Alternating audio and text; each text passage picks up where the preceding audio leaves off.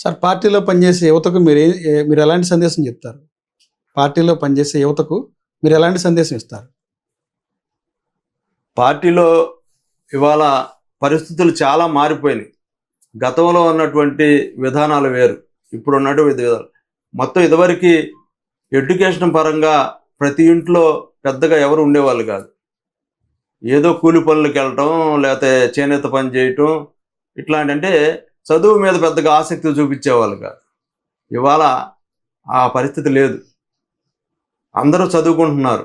ప్రభుత్వం కూడా అన్ని రకాలుగా అనేక పథకాలతో చదువును ప్రోత్సహిస్తున్నటువంటి పరిస్థితి మనం చూస్తున్నాం. అందుకనే ఒక పక్క పార్టీ సేవ చేస్తానే, మరో ప్రక్క ప్రభుత్వం ఏదైతే యువతకి ప్రాధాన్యత ఇస్తుందో వాటి పట్ల తెలుగుదేశం పార్టీ అనుసరిస్తున్న విధానాన్ని గౌరవించాలని నేను కోరుకుంటున్నా. ఏదైతే నారా లోకేష్ గారు ఇవాళ మరి యువత కోసం అనేక పథకాలను పెడుతున్నటువంటి పరిస్థితిని చూస్తున్నాం. అవన్నీ కూడా మరి మంగళగిరి చూసుకుంటే గతంలో ప్రభుత్వం చేసినటువంటి తప్పుడు విధానాలు, మరి వాళ్ళు అవినీతికి పాల్పడిన సందర్భాలను బట్టి గంజాయిని ఎక్కువగా ఇక్కడ మరి ప్రపోజ్ చేసి జనాన్ని గంజాయికి అలవాటు చేశారు యువతకి. లోకేష్ గారు వచ్చిన తర్వాత పూర్తి మార్పులు జరిగినాయి. ఇక్కడ క్రీడా రంగాన్ని ప్రోత్సహిస్తూ యువతకి వాలీబాల్ అని, క్రికెట్ అని చెప్పేసి మీరు చూస్తూ ఉన్నారు. ఆయన సొంత నిధులతో ఖర్చు పెట్టి వాళ్ళకి మంచి ఆటలు, ఇవన్నీ కూడా ఒక పక్క చదువు, ఆటలు ఇవన్నీ ఉంటే ధ్యాస వేరే రకంగా ఉండదు. పిల్లల్లో మంచి నైపుణ్యం వస్తుంది. ఆటలు ఇవన్నీ కూడా మంచి ఆరోగ్యానికి దోహదపడతాయని చెప్పేసి ఆయన ఒక మంచి విధానంతో ముందుకెళ్తారు. అందుకని యూత్ కూడా ఇవాళ లోకేష్ గారి వైపు పరుగులు తీస్తున్నారు. పార్టీకి ఇవాళ బాగా అండగా ఉన్నారు. మేము మంగళగిరి నియోజకవర్గమే ఒకసారి మీరు ఉదాహరణ చేసుకోవాలి. ఎంత లోకేష్ గారు స్ఫూర్తిని ఎంత ఇదిగా తీసుకుంటున్నారంటే చాలా అసలు మనం ఆశ్చర్యపోయే పరిస్థితులు మనకు కనిపిస్తూ ఉన్నాయి. రాబోయేటట్టు 2029లో కూడా ఇక్కడ నారా లోకేష్ గారు మామూలుగా ఉండదు, బ్రహ్మాండమైన మెజార్టీతో ఇక్కడ గెలవబోతున్నారు. అది చెప్పండి. యువతే లక్ష్యంగా యువతను ప్రోత్సహిస్తున్నటువంటి పరిస్థితులు మనం చూస్తున్నాం. ఆ విధానం వలన ఇవాళ మంగళగిరి నియోజకవర్గంలో యూత్ మొత్తం కూడా లోకేష్ గారికి పూర్తిగా 100% అండగా ఉన్నారు. ఆయన అందుకనే చాలా హ్యాపీగా ఇక్కడ ఏది వచ్చినా, చిన్న సమస్య వచ్చినా కూడా మరి తన సొంత సమస్యగా భావించి ఇక్కడ వర్క్ చేస్తున్నట్టు పరిస్థితి మనకు వస్తుంది. సార్, టీడీపీ పార్టీ భవిష్యత్తు లక్ష్యాలు ఏంటి? దానిలో మీ పాత్ర ఏంటంటే ఏం చెప్తారు? పార్టీ భవిష్యత్తు లక్ష్యాలు ఏంటి? దానిలో మీ పాత్ర ఏంటి? ధనంజయ్ గారి పాత్ర ఎలా ఉండబోతుంది? తెలుగుదేశం పార్టీ ఎప్పుడు కూడా ఆ రోజు ఎన్టీ రామారావు మొదలు ఆయన ఒకటే మాట అన్నాడు, సమాజమే దేవాలయం, ప్రజలే దేవుళ్ళు. ఈ రాష్ట్రంలో ఉన్నటువంటి ప్రజల, అది ఎస్సీ, ఎస్టీ, బీసీ, మైనార్టీ, ఈ వర్గాలని ఎప్పుడైతే మనం ఆదరించి వారికి మంచి ఉపాధి అవకాశాలు కల్పించి వాళ్ళని పైకి ఎప్పుడు తీసుకొస్తామో అప్పుడే ఈ సమాజంలో అన్ని రుగ్మతలు పోతాయి, స్వేచ్ఛగా అందరూ కూడా ఇక్కడ జీవించే పరిస్థితి ఉంటుందని చెప్పేసి ఆ రోజు మీ అందరూ చూశారు ఎన్టీ రామారావు గారు నిర్ణయాలు. దానికి రెట్టింపుగా నారా చంద్రబాబు నాయుడు గారు తన యొక్క కొత్త విజన్తో ఇక్కడ ఉన్నటువంటి పరిస్థితులను పూర్తిగా మార్చారు. యువతను ప్రోత్సహిస్తూ, నిరుద్యోగ సమస్య నిర్మూలిస్తూ, ఎక్కడికో అమెరికా వెళ్లాల్సిన పరిస్థితుల్ని మరి హైదరాబాదులోనే సైబరాబాద్ నిర్మాణం ద్వారా నిరుద్యోగ సమస్యకు చాలా వరకు ఆయన మరి నిర్మూలించేదానికి ఆ రోజు ఎంత కష్టపడిన సంగతి మనకు తెలుసు.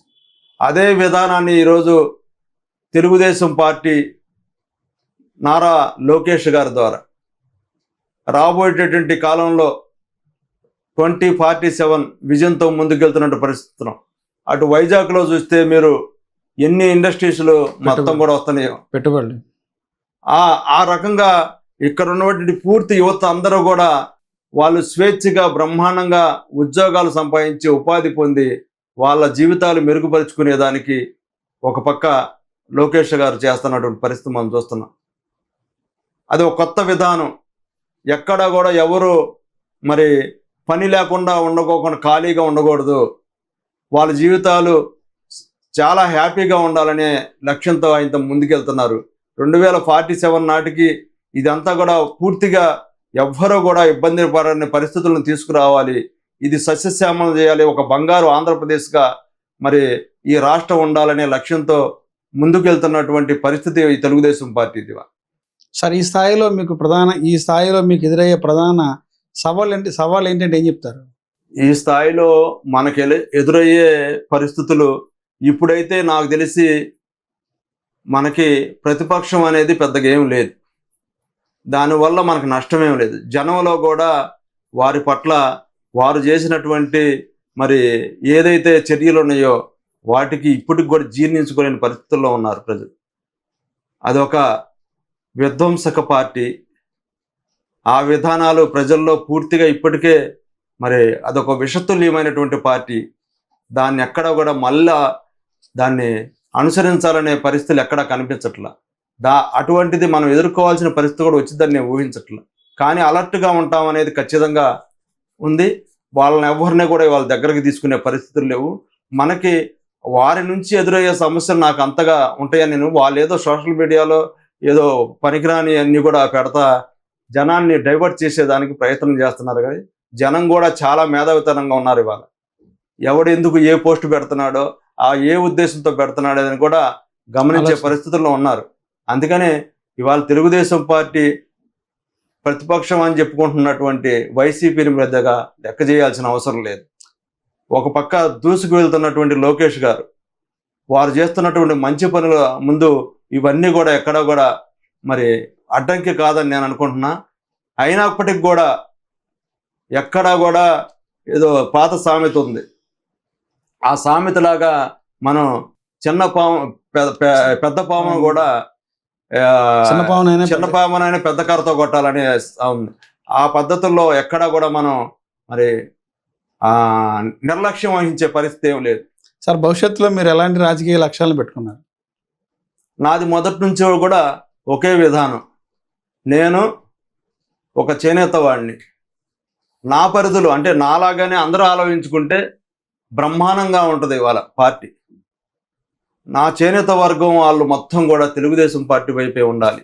అది కూడా ఆషామాషయం కాదు.